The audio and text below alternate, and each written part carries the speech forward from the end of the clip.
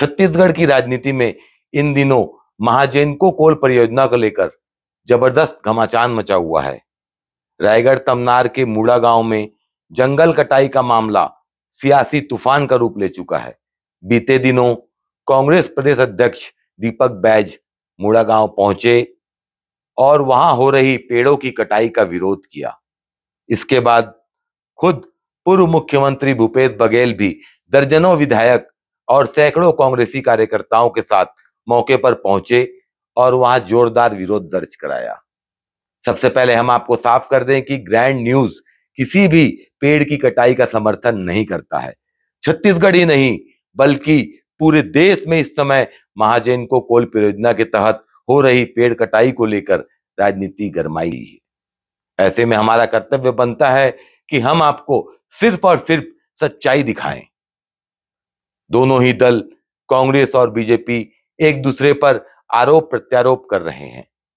हमने उन तथ्यों की गहराई से पड़ताल की जो यह साफ कर सके कि कौन सच बोल रहा है और कौन जनता को गुमराह कर रहा है। तो सबसे पहले सुनिए रायगढ़ सर्किट हाउस में पूर्व मुख्यमंत्री भूपेश बघेल ने मीडिया से क्या कहा। भाजपा का जो आरोप है कि आपके कार्यकाल में अनुमति दी गई थी,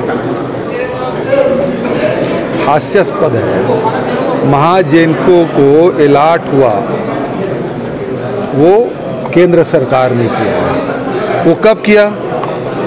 जब नीलामी नहीं हुआ, खदानों की नीलामी नहीं हुई, तब उन्होंने राज्यों के अलॉट करना शुरू कर दिया और राज्यों के अलॉट करके एमडीओ जो दिया वो सारे एमडीओ केवल एक कंपनी जा रहा है, वो अडानी को।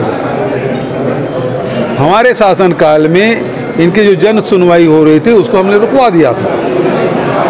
समझ गए? तो आपने सुना कि भूपेश बघेल ने दावा किया कि जब प्रदेश में कांग्रेस की सरकार थी तब इस प्रोजेक्ट की जन सुनवाई को रद्द कर दिया गया था। अब सवाल यह है कि क्या यह दावा सच है?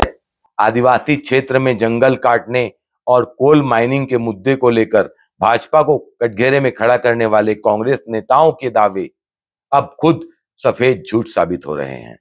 सामने आए दस्तावेज बता रहे हैं कि जिस प्रोजेक्ट को लेकर कांग्रेस भाजपा को पर्यावरण और आदिवासी विरोधी बता रही है उसकी मुकम्मल नींव भूपेश सरकार नहीं रखी थी। कांग्रेस का झूठ बेनकाब। महाजेनको प्रकरण को लेकर कांग्रेस के बड़े नेता भूपेश बघेल और दीपक बैज ने दावा किया था कि उनकी सरकार ने इस प्रोजेक्ट को लेकर किसी प्रकार की कोई स्वीकृति नहीं दी। पूरी जिम्मेदारी उन्होंने केंद्र सरकार की और भाजपा सरकार की बताई थी। लेकिन हमने जब दस्तावेजों की जांच की तो कांग्रेस के सारे दावे ध्वस्त निकले। ग्रैंड न्यूज की एक्सक्लूसिव पड़ताल में जो सच्चाई सामने आई है वो चौंकाने वाली है। हमारे हाथ लगे दस्तावेज बताते हैं कि जन सुनवाई कांग्रेस सरकार में पूरी हुई। 16 अक्टूबर 2019 को छत्तीसगढ़ पर्यावरण संरक्षक मंडल ने भारत सरकार के पर्यावरण, वन एवं जलवायु परिवर्तन मंत्रालय को एक पत्र भेजा। इस पत्र में साफ दर्ज है कि 27 सितंबर 2019 को जन सुनवाई पूरी हुई, जिसमें करीब 48 लोगों ने अपने आपत्तियां दर्ज कराई, अपने विचार रखे। इस जन सुनवाई की रिपोर्ट तत्कालीन अधिकारी आर के शर्मा, एडीएम आर ए कुरवंशी और सचिव पर्यावरण संरक्षक मंडल के हस्ताक्षर भी मौजूद हैं। फॉरेस्ट क्लियरेंस की अनुशंसा 28 दिसंबर 2022 को तत्कालीन प्रधान मुख्य वन संरक्षक एवं वन बल प्रमुख के कार्यालय से पत्र जारी हुआ। इस पत्र में तत्कालीन अधिकारी सुनील मिश्रा के हस्ताक्षर से फॉरेस्ट क्लियरेंस की सिफारिश की गई। इन दोनों ही दस्तावेजों से यह बात असंदिग्ध हो जाती है कि भूपेश सरकार ने परियोजना को मंजूरी दिलाने की कोई प्रक्रिया को आगे बढ़ाया। कांग्रेस के राष्ट्रीय नेता भूपेश बघेल ने पिछले हफ्ते मूड़ा गांव में 20 से ज्यादा विधायकों के साथ एक जंगी सभा की।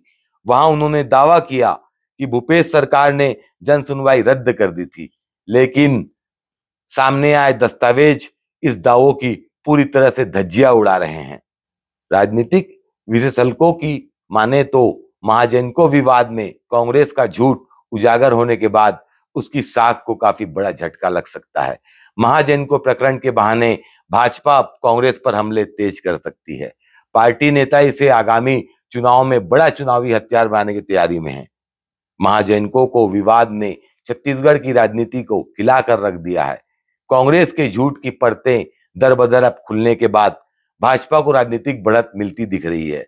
आने वाले समय में यह मुद्दा और भी तूल पकड़ सकता है। भूपेश सरकार का महाजनको कनेक्शन दस्तावेजों से हुआ पर्दाफाश।